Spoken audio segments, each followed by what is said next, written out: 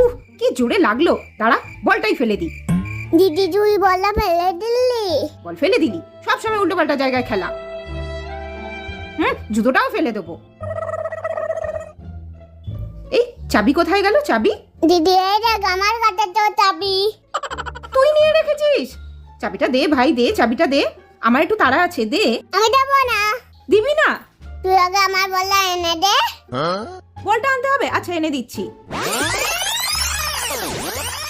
এনে ভাই বলটা নে, এবার চাবিটা দে। না দেবো না।